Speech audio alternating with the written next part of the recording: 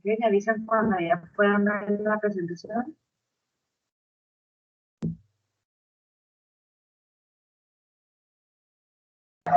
Ya se ve, Eli.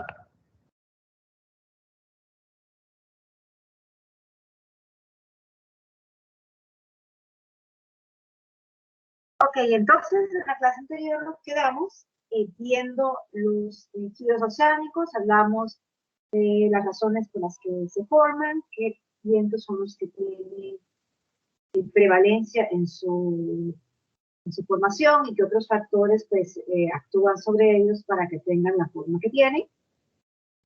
Además, pues caracterizamos los 4 tipos de corrientes que se encuentran presentes en cada giro y sobre todo, pues caracterizamos más profunda pues las corrientes de límite oriental y occidental. Además de eso, hablamos sobre las corrientes ecuatoriales, la contracorriente ecuatorial, la presencia y las corrientes que se encuentran, los giros, ¿sí?, que se encuentran a lo largo de o alrededor de la Antártida. Además, pues, de algunas corrientes principales arriba en el Atlántico Norte, que son características, que son corrientes que participan pues de forma muy intensa en procesos de transporte de energía térmica.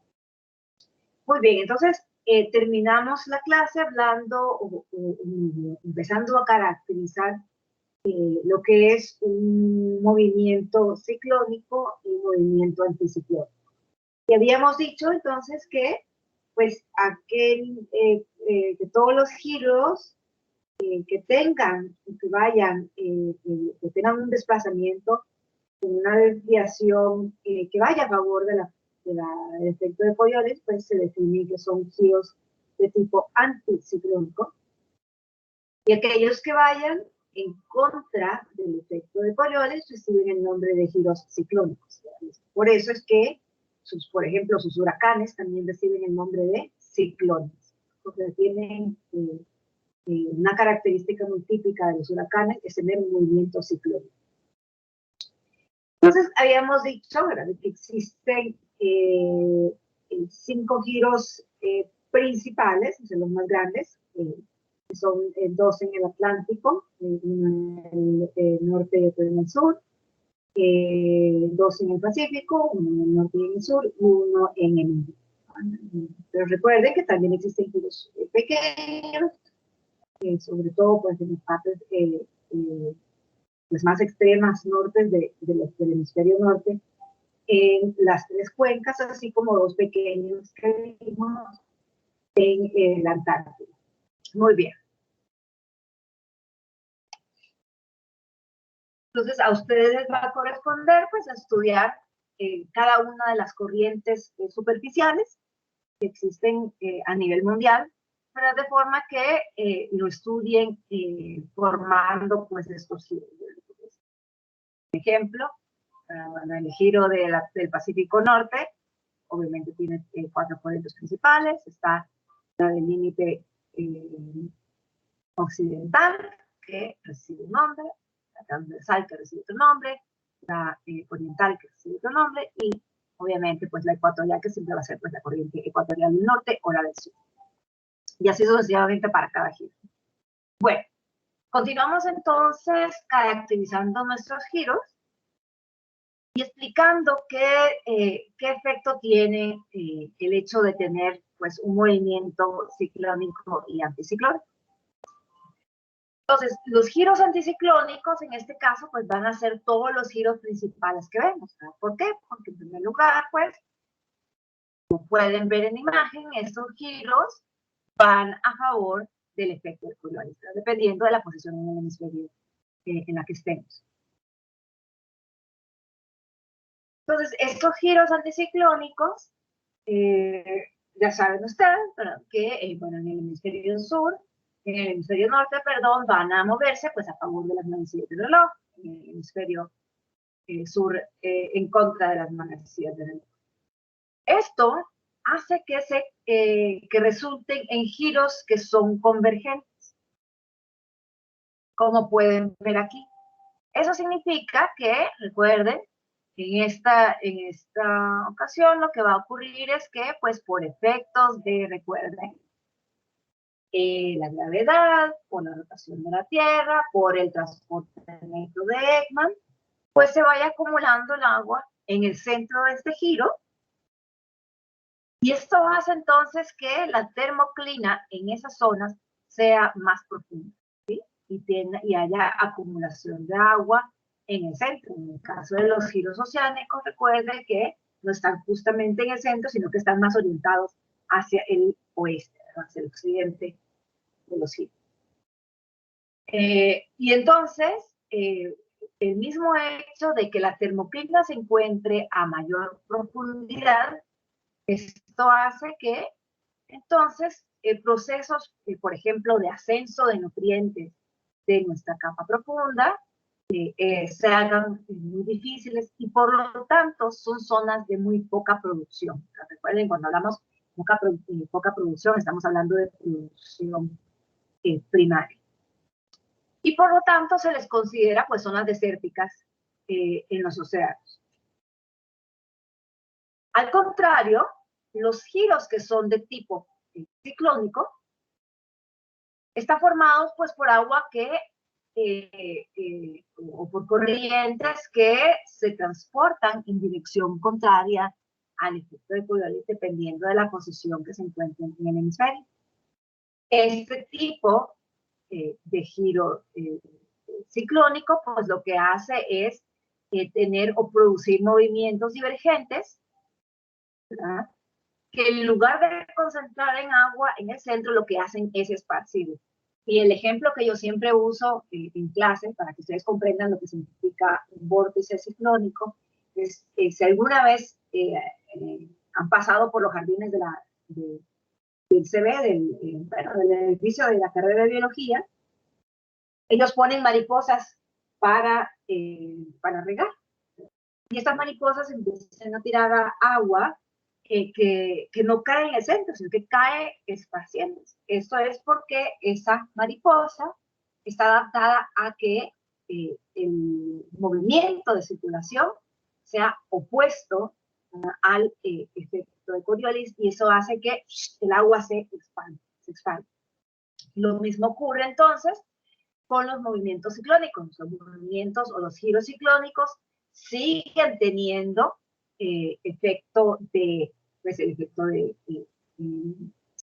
la gravedad, de la rotación de la Tierra, del transporte de Ekman, pero en este caso, en lugar de, por ser opuesto el movimiento, en lugar de concentrarlo en el centro, como lo hacen todos los giros grandes que acabamos de ver, los 5 giros principales, lo que hacen es esparcir el agua.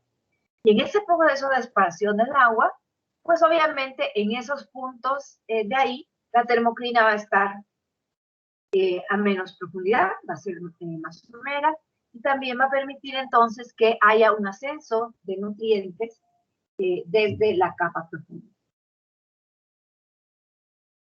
Y ojo, aquí estamos hablando en términos de oceanografía. Si yo les digo capa profunda, no necesariamente les estoy diciendo que hay una surgencia de las masas de agua profunda. Recuerden, capa profunda es diferente a masa profunda.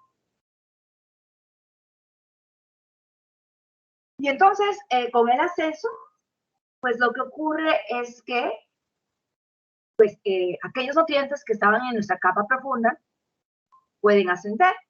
Y ese ascenso hace entonces que la producción primaria aumente. La producción primaria es algo que muchos estudiantes de biología tienen que desaprender, por lo menos cuando los estudiantes que yo he tenido en biología marina, nosotros vemos producción primaria en el primer periodo, piensan que la fotosíntesis, o todavía guardan que la fotosíntesis únicamente necesita de dióxido de carbono y luz para realizarse, y eso es una falacia completa. Aparte de eso, se necesita la presencia de nutrientes para que se pueda realizar la fotosíntesis. Si no hay nutrientes, pues por mucha luz que haya y por mucho dióxido de carbono que esté presente y sobre todo en el agua, no hay producción primaria. Entonces, los nutrientes, realmente nutrientes y metales, y ciertos metales, se consideran también como productos necesarios para que se realice la fotosíntesis. Bueno, ahí ya. Revisan cuando regrese la imagen que a mí se me fue.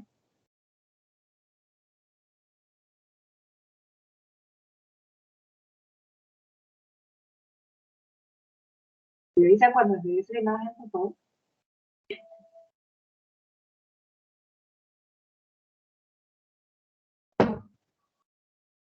Ya se ve la imagen. ¿Escuchan? Ok, gracias. Muy bien. Entonces, ese es un cuadro de, pues más o menos un resumen de lo que les acabo de explicar, dependiendo del hemisferio en el que nos encontremos, cuáles serían la dirección de desviación de los giros ciclónicos y anticiclónicos. Y esta es una forma muy fácil de verlo ya en la vida real. Lo que están viendo ustedes, ¿verdad?, es una medición de clorofila, que es el pigmento que se encuentra en todos los productores primarios. Otra cosa que tienen que saber es que no solamente la clorofila A existe clorofila A, B, C, C1, C2, C3 y D. Pero la clorofila A está presente en todos los organismos que son autótrofos, o sea, que realizan una fotosíntesis. Y entonces, si nosotros damos seguimiento a la distribución de las concentraciones de clorofila a través de satélites, obviamente tiene que haber pues un sensor de clorofila dentro de ese satélite para que lo pueda detectar. Entonces se pueden obtener imágenes como la que pueden observar ahí. En este caso, entonces, lo que se está haciendo, lo que están viendo ustedes, es una distribución a escala. Entre más moradito esté, pues menos concentración de clorofila, entre más rojo esté, mayor concentración de clorofila hay. Y en este caso, pues, es clorofila presente en la capa superficial. Entonces, fíjense bien y empecemos a poner uno al lado del otro y a analizar, pues, lo que hemos estado hablando anteriormente. Recordemos, ¿verdad?, que habíamos descrito nosotros a nuestros giros oceánicos que tienen un movimiento de qué tipo, ciclónico o anticiclónico.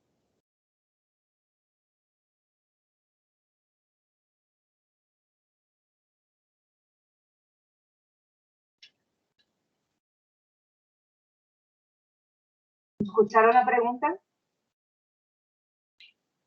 Sería como dependiendo en el hemisferio donde se encuentren. ¿Qué tipo de movimiento tienen los giros oceánicos que acabamos, 5 giros oceánicos que acabamos de ver? Esa es la pregunta. No les estoy diciendo, no les estoy preguntando la desviación, les estoy preguntando qué tipo de giros son.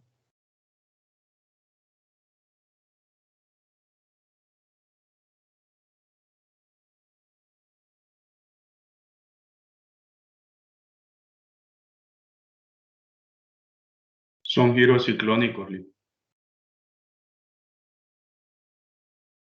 A ver, ¿alguien más? ¿Quién opinó ahorita?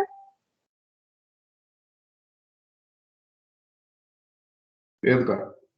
Edgar, escríbame qué es un giro ciclónico. Son los que van en sentido antihorario. O sea, ¿No? A ver, alguien que me diga que es un giro ciclónico. Lo acabamos de ver hace 3 segundos. No es posible. ¿Qué es un giro? A ver, alguien que me ayude. ¿Qué dirección de movimiento tienen los giros ciclónicos?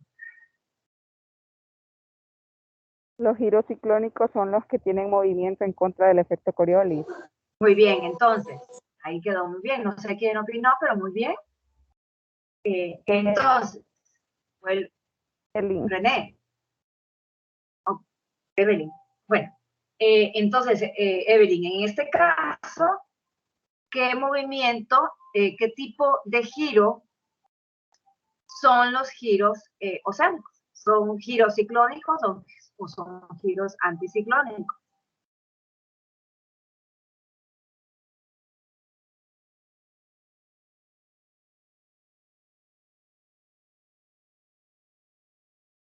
Anticiclónicos, Lick.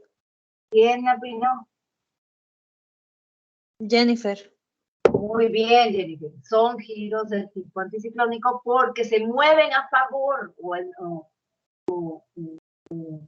en dirección al efecto de Coriolis. Y entonces recuerdan que yo les había dicho que estos giros que son anticiclónicos son giros que pues tienden a concentrar agua en su centro, por lo que la termoclina es bastante profunda y por lo tanto son zonas desérticas.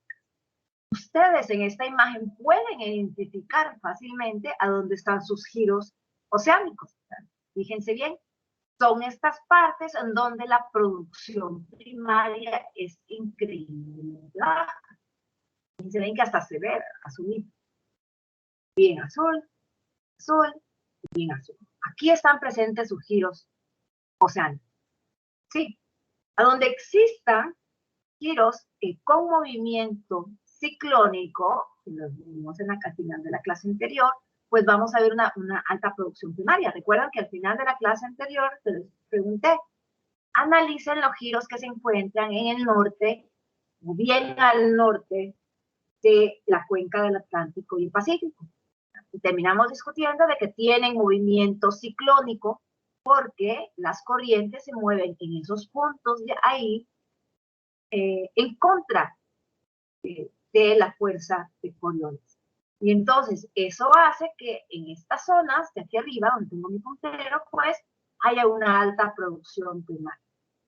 También vamos a ver otros puntos a donde hay concentraciones altas de producción primaria. Si se fijan bien, aquí hay una lengua a lo largo de todo el Ecuador. También en las secciones, pues, o en el lado oeste de todos los continentes hay una producción primaria bastante elevada, que está bien pintada de verde.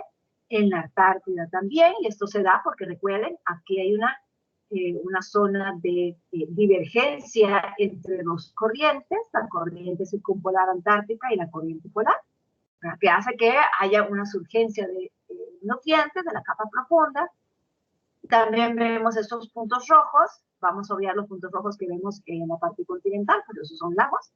Pero vamos a ver entonces aquí que hay ciertos puntitos rojos presentes por ahí que me indican que hay una producción primaria bastante elevada, pero estos están obviamente pues más asociados a desembocaduras de ríos con grandes afluentes y por lo tanto aportan bastante nutrientes. ¿Queda claro hasta ahí?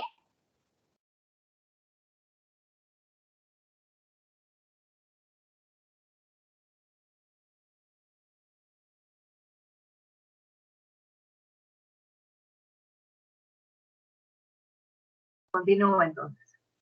Entonces, les queda a ustedes, como les decía, pues estudiarse cada una de las corrientes superficiales que existen, ¿verdad? De forma que, para mí la forma más fácil de aprendérselas es por giro oceánico, caracterizando cada una de ellas, pues cuál es la corriente, y esto lo tienen ustedes, cuál es la corriente del límite occidental, cuál es la corriente del límite oriental, cuál es la transversal y cuál es la ecuatorial, en el giro oceánico del Pacífico Norte, del Pacífico Sur, del Atlántico Norte, del Atlántico Sur y en el... ¿Ok? Entonces, más o menos, se lo estudiarían así. Y eso también se lo voy a subir. No se las había subido a la plataforma porque es en inglés, pero bueno, si les puede ayudar a algunos, ahí me piden que la suban. Después pueden escribir un correo. Okay. Y vamos a ver qué corrientes influencian Centroamérica. No tanto en particular el Golfo de Fonseca, sino que vamos a hablar en general de lo que es pues el litoral del Caribe y el litoral pacífico de toda Centroamérica, porque de una u otra forma pues estamos nosotros influenciados por eso. Muy bien. Entonces, arriba pues tienen una animación que les indica pues la forma y dirección de flujo de corrientes en el Caribe y en el Pacífico, y pueden observar pues que también nosotros en Centroamérica tenemos nuestros mini giros personales.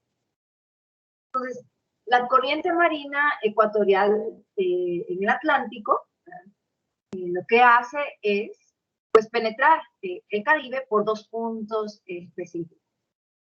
En primer lugar, la primera entrada es al sur de las Antillas Menores. Ya saben ustedes que las Antillas Menores, pues es todo ese arco de isla volcánico que se forma por procesos de subducción de la placa del Atlántico Norte con la del Caribe. Y esta, pues, en esta paso de aquí, de las Antillas Menores, pues, aparte de entrar directamente desde el Atlántico, pues pasa por las Guyanas y pasa por también próxima a la costa de Brasil. Y el otro paso es entre las islas de Trinidad y Granada.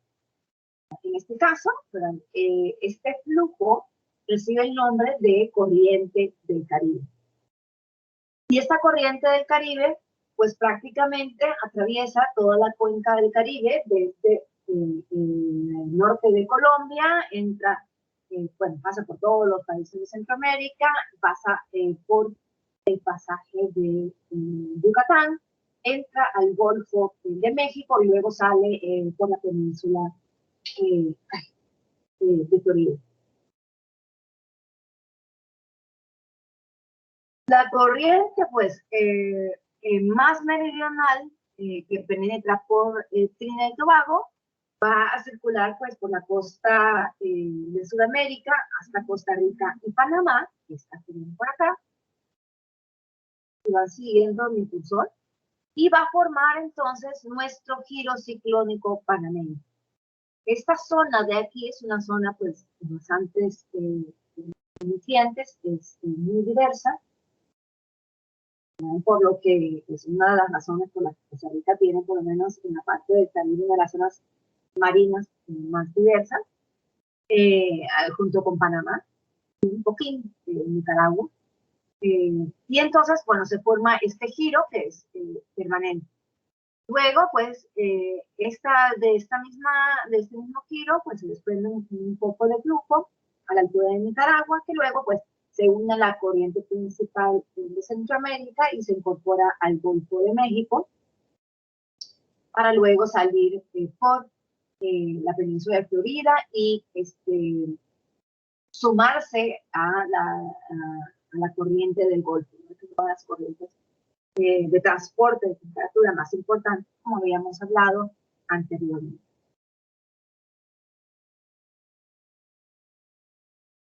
La segunda entrada al Mar Caribe de la corriente ecuatorial del Atlántico es por los estrechos que se encuentran presentes entre las Antillas Mayores. En este caso, pues tenemos el estrecho de Anegada, tenemos el pasaje de Mona y tenemos también el estrecho de Vientos, que estos son puntos muy importantes para la penetración y distribución, también intercambio de agua entre el Caribe y el Océano Atlántico.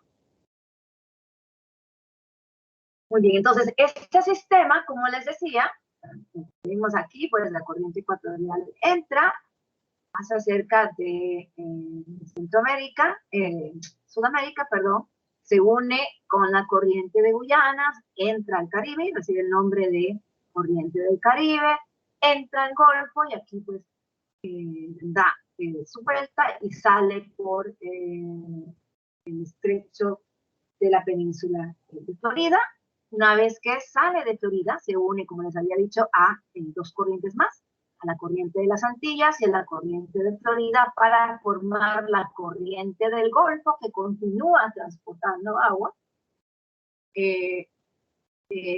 convirtiéndose luego en la corriente del Atlántico Norte, llega hasta arriba, fíjense bien, para terminar o culminar ese sistema de corriente de Golfo, con dos corrientes que son importantísimas, la corriente de Noruega que pues se subdivide o continúa hasta arriba hacia el Ártico, o se subdivide en la corriente de Irmente, para terminar pues todo ese circuito, en el que pues la corriente de Centroamérica participa grandemente. Ahora fíjense bien, en el Pacífico, ¿qué es lo que ocurre? En el Pacífico, la corriente que tiene más influencia en nosotros es la contracorriente ecuatorial, que ya habíamos dicho que se forma por acumulación y regreso gravitacional de agua que ha sido acumulada en el oeste de la cuenca.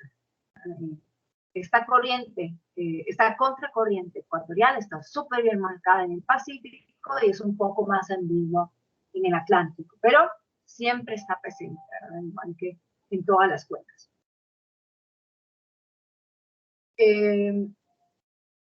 Muy bien. Entonces, en el momento en que la contracorriente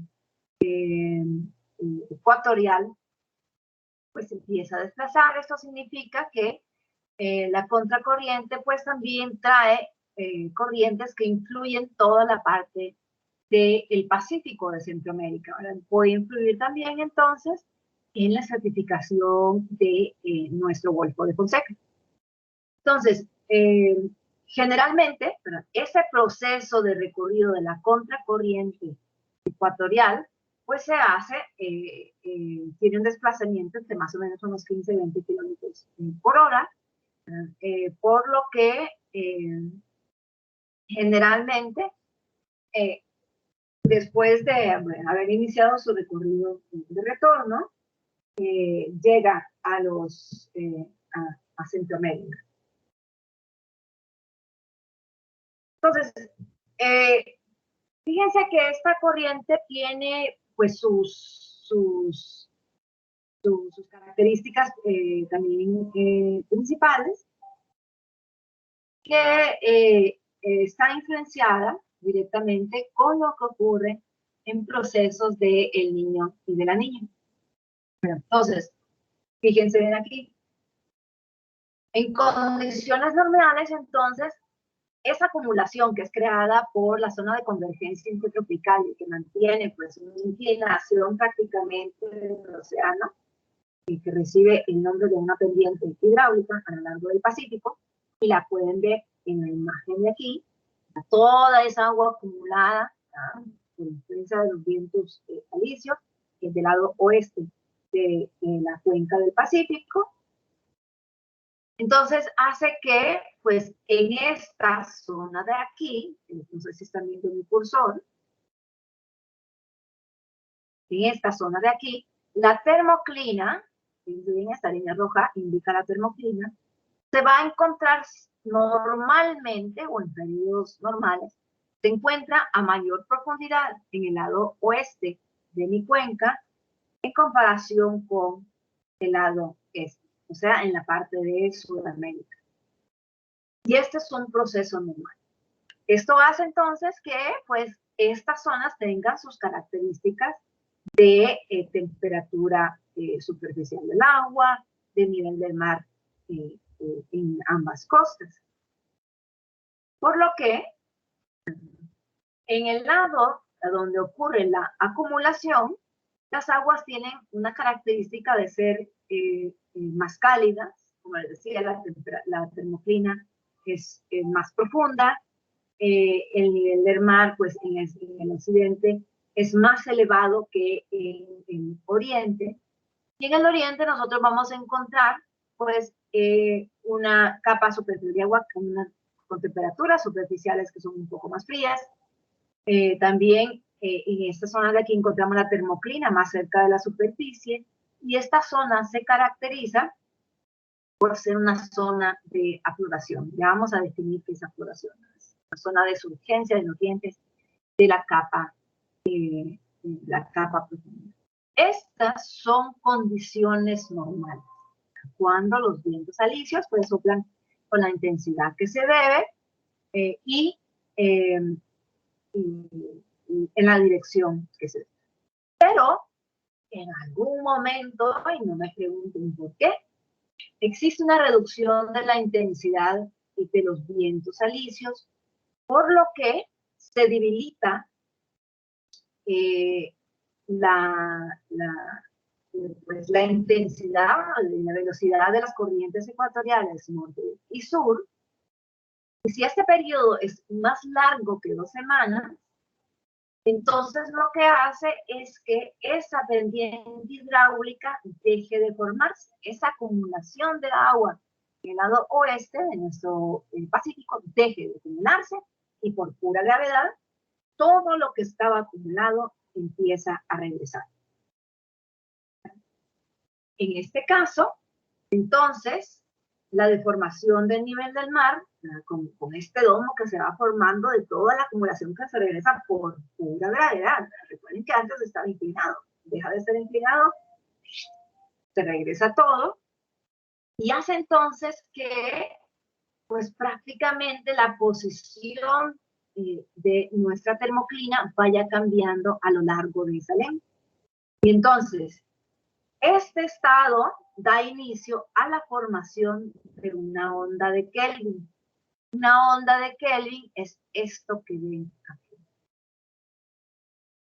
Es una onda que va transportando aquella agua acumulada, que era cálida, recuerden, era cálida, y se vaya transportando, prácticamente redistribuyéndose a todo lo largo de esa lengua entre Sudamérica y más o menos pues alrededor de todas las islas y parte de los continentes que se encuentran en la zona intertropical de la cuenca del Pacífico.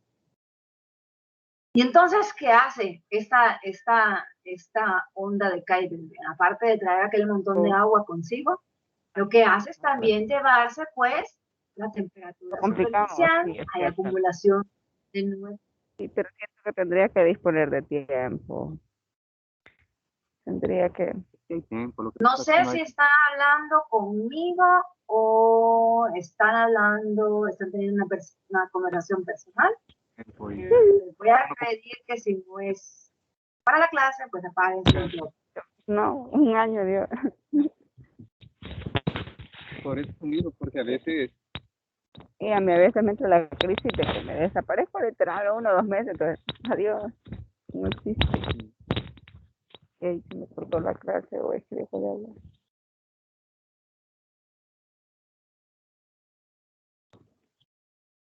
¿Puedo continuar ya?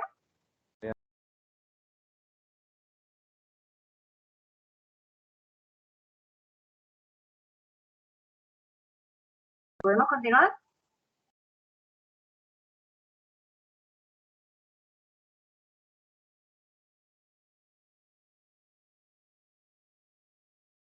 ¿Se puede continuar con la clase o no? ¿Ya apagaron los micrófonos? Sí, Ok, Sí. muchas gracias. Entonces, como les decía, pues esto hace que, recuerden, aquel montón de agua que está acumulado, pues empieza a regresar hacia el este, se empieza a redistribuir y existen entonces cambios en las características, no solamente en cuanto a posición de la termoclina, sino que también estamos hablando de una alteración en el clima local. Y esto hace entonces que, fíjense bien ahora en la figura número 3, en donde pues se puede observar cuál fue el cambio. En primer lugar, pues antes en la zona oeste del Pacífico, donde había una acumulación de agua, pues nuestra termoclina estaba mucho más profunda, se caracterizaba por ser húmedo, cálido, ¿verdad? Y ahora, con el ascenso de la termoclina, también se presenta pues un descenso en la temperatura superficial de los océanos, y del lado contrario, pues la termoclina ya no se encuentra tan somera, sino que se encuentra a mayor profundidad, y esto hace entonces que aquí también el clima prácticamente cambie. Y entonces, ¿qué pasa? En estas situaciones, pues, lo que ocurre es que en zonas que se caracterizaban por tener presencia de agua fría, corrientes frías, pues la temperatura cambia, se vuelven más cálidas, y lo que caracterizaba antes a que era una zona desértica, pues se convierte en una zona de grandes concentraciones de lluvia, y la zona que antes se caracterizaba por tener aguas cálidas, ¿no? Mucha cobertura de vapor de agua en forma de nubes, pues prácticamente entran en estabilidad. Y es esto lo que es un proceso que ustedes conocen como el Niño Oscilación del Sur. Entonces, fíjense bien, la llegada de las ondas Kelvin a las costas entonces del continente americano, pues como les decía, va a favorecer pues un endurecimiento del agua superficial, que es cálida, se va a obstruir el ascenso de agua rica en nutrientes, y por lo tanto en esos meses la producción primaria, que antes era súper marcada, pues desciende. Es más, las zonas de pesca de ahí son mundialmente reconocidas, y en la zona de playa pues se manifiesta con una reducción de esas zonas de descenso, un incremento en el nivel del mar y presencia de marejadas, que es lo que nos toca a nosotros. Entonces, estas marejadas que se dan pues de vez en cuando en la zona sur, y si alguna vez han escuchado, se viene una marejada, es porque ha llegado una onda Kelvin, resultado de todo este proceso. Entonces, como les decía, en los años en que se manifiesta lo que ustedes conocen como el Niño, pero en realidad el nombre correcto es el Niño Oscilación del Sur, pues los vientos que se debilitan, pues invierten la estratificación de los océanos, invierten el comportamiento climático a nivel global, no solamente en esos dos puntos, pero también interfieren en los procesos de certificación de las masas de agua en esos puntos. Entonces, fíjense bien que cómo utilicé yo la oceanografía a ustedes para explicar pues todo lo que ocurre a nivel global. Y lo importante que es entonces que ustedes comprendan que todo lo que ocurre en los océanos se refleja a nivel global, y ¿cómo es que se llama? Y no solamente en las zonas pues cercanas a los litorales, sino que también en las partes continentales. Es importantísimo comprender la dinámica. Bueno, vamos a discutir los giros ciclónicos. Los giros ciclónicos generalmente no los describe en la literatura, que va dirigida a una sonografía básica. Nosotros estamos yendo un poquito más allá de la sonografía básica, por eso usamos el libro que usamos, y los vamos a discutir también. En su libro lo van a ver discutido. Recordemos que estos giros ciclónicos, a ver, pregunta de repaso. ¿Qué movimiento tienen los giros ciclónicos? ¿En contra o a favor de la fuerza de Coriolis? En En contra. de la fuerza de Coriolis. Eso, muy bien. Y entonces, en el Pacífico, ¿a qué dirección se moverían? Perdón, en el hemisferio norte, ¿en qué dirección se moverían los giros ciclónicos? A la izquierda. Exactamente. ¿Y en el hemisferio sur? A la derecha. Muy bien, bien, bien, bien, me gusta. Entonces ya vamos comprendiendo, ¿verdad? Estos giros ciclónicos que vamos a presentar ahorita no son, no le quisiera decir anormalidad, porque esa es una palabra demasiado ambigua, pero no son una excepción de la regla, están presentes, siempre han estado presentes, al igual que los giros anticiclónicos, los principales, pero me refiero a que realmente no son tan puntuales como, por ejemplo, los tornados o los huracanes, que aparecen y desaparecen en temporadas. Estos giros ciclónicos son permanentes y tienen muchísima importancia en la corriente de termoalina, ¿verdad? También se le conoce como la banda pues, transportadora de temperatura. Entonces, los giros ciclónicos van a aparecer entonces, como ya vimos, en el norte del Pacífico, en el norte del Atlántico, en el mar de Noruega, en el mar de Groenlandia. También pues ya vieron que tenemos nosotros uno chiquitín en el Caribe. No sé si les enseñé, recuérdenme. Les enseñé que nosotros también en el Pacífico tenemos otro giro y recibe el nombre de domo de Costa Rica, otros le dicen pues domo de Centroamérica, y está formado por un giro que se encuentra en el Pacífico.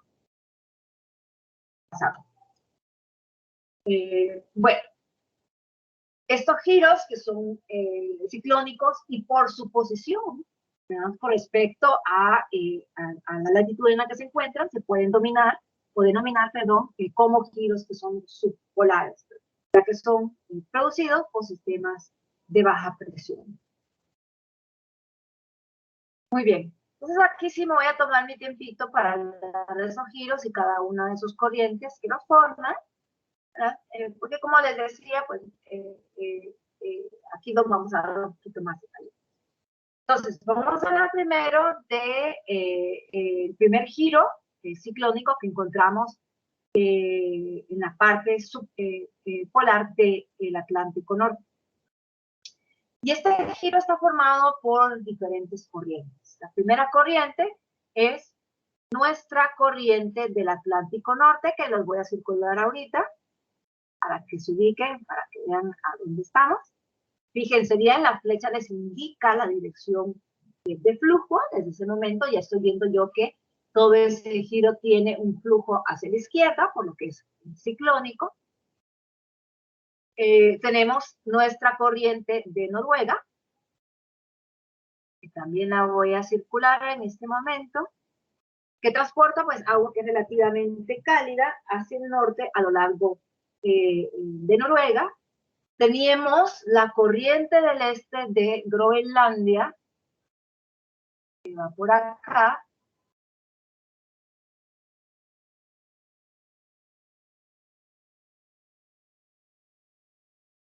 ¿Sí? Y esta pues fluye hacia el sur y continúa hasta la costa de Canadá, formando una corriente que es súper importante, que recibe el nombre de corriente de Labrador. Yo siempre les digo, si ustedes han visto pesca pesada en Discovery, aquí es a donde pescan los pescadores. Esa es la zona de pesca. Entonces, esta corriente se separa, pues, en su mayor parte de la costa cerca de Terranova y completa, pues, el giro subpolar del Atlántico Norte. En este giro también podríamos tomar en cuenta, por lo menos yo lo tomo, a nuestra corriente de Firmenhel. Y si recuerdan bien, también forma parte de este proceso de la corriente, de transporte de la corriente del Golfo, que la vemos aquí. Ahí, está bueno.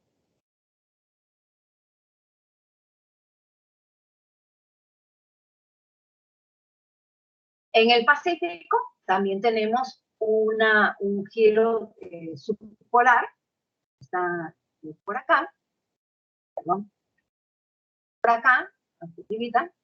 Fíjense bien que seguimos hablando del hemisferio norte. Las flechas me indican que se desplaza en dirección contraria al amanecer del ojo, o sea, hacia la izquierda. Por lo tanto, es un giro ciclónico. Entonces, aquí vamos a encontrar corrientes que son importantes, como la corriente de Alaska. Si ustedes recuerdan, en esa zona nosotros habíamos descrito que es una zona en donde ocurre un frente marino, donde dos masas de agua que tienen características diferentes de temperaturas de línea de densidad se encuentran y no se mezclan. Y esta entonces corriente de Alaska, pues es un resultado de ese frente oceánico. Esta corriente pues, de Alaska fluye hacia el norte, recorriendo todas las islas aleutianas, que son esos puntitos de aquí. Recuerden que las islas aleutianas también son, es un arco de islas volcánicas que se forma por convergencia de corteza oceánica y corteza oceánica, una de Norteamérica y la otra del Pacífico. Y entra, si se fijan, si seguimos la dirección, pues entra en el mar de Bering y forma la corriente de Kamchatka. No sé por qué circula. Y esta corriente entonces se une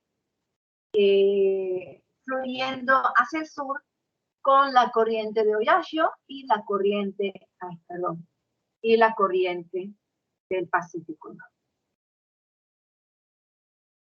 ¿Vale?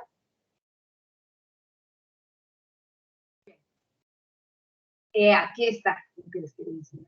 Los dos giros ciclónicos que tenemos nosotros en Centroamérica.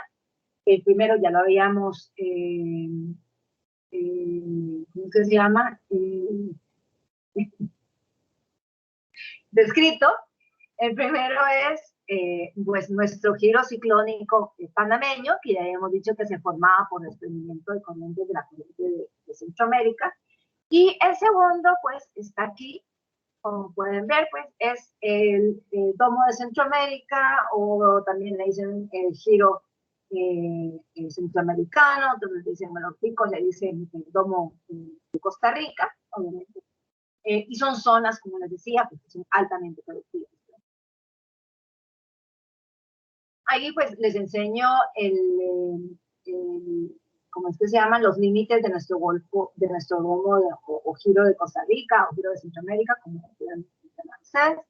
Fíjense que aquí pues la influencia de la formación de este giro es por esas entradas que tenemos a lo largo de Centroamérica de los vientos alisios, o vientos del este, y que atraviesan pues, la parte continental sin interrupción, y formando pues la corriente de Costa Rica, y también está delimitado pues por la corriente ecuatorial del norte y la contracorriente ecuatorial, ¿no? Por este lado. Fíjense la extensión pues que también se encuentra frente a las costas se encuentra frente a nuestro país, ¿verdad? Lamentablemente pues no hemos tenido ni la intención ni los recursos para llegar a estudiarlo como lo han hecho la gente de Costa Rica, que tiene su estación de estudio y pues, colecta de datos. Los otros giros ciclónicos que tenemos son los giros que se forman en la Antártida. Recordemos, ya los habíamos hablado un poquín de ellos. Estos giros ciclónicos son los giros de Weddell y los giros de Ross, ¿no? Que se forman por las interacciones entre la corriente sinpolar antártica y la corriente polar. Esta zona que ven ustedes aquí en verde es lo que yo les mencionaba a ustedes, que es la zona de subgencia alrededor de la Antártida, que se forma pues por esa divergencia que produce tanto la corriente polar, que está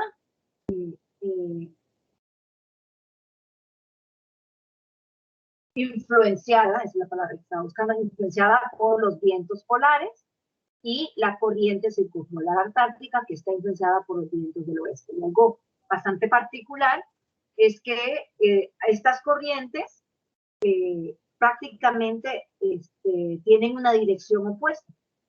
La dirección de la corriente circumpolar antártica pues es a favor de las manecillas interreloj, y la corriente polar, influenciada por los vientos polares, pues tiene un movimiento contrario a las manecillas de reloj, lo que provoca pues que hay una divergencia o una separación. Ok, entonces nos quedamos hasta aquí. No sé si alguien tiene alguna pregunta o algún comentario.